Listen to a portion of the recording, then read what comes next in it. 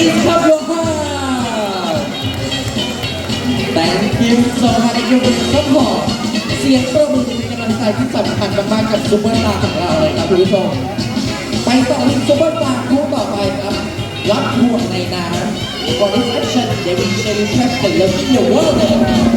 Number 2 Number 3 Very good Awesome Excellent Come on this way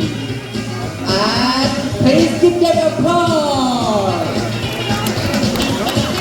ขอบคุณสำหรับเสียงปรบมือครับผมแอคชั่นต่อไปเรียนได้ว่าอยากใกล้ชิดกับผู้ชมด้านหน้าครับคิดไว้นะของเราสแตนบายพร้อมแล้ว Everyone look at the trainer keep an eye จับตาดูให้ดีครับผมเป็นการสาธิต 1 2 3 excellent example come on come to be the volunteer yeah มาเลยครับผมอันนี้พลาดไปนิดเดียวขอเสียงเพิ่มเลยครับเก่งมากๆครับเก่งจริงๆเลยทั้งผู้ร่วมสนุกและก็ซุปเปอร์สตาร์ของเราเลยครับผมครับแอคชั่นต่อไป everyone we move to the next action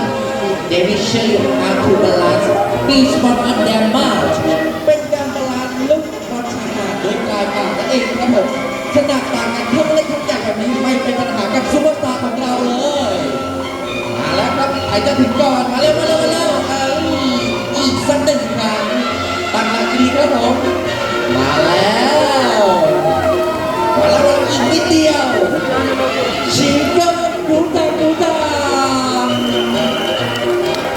บางความสามารถมากๆครับซุปเปอร์สตาร์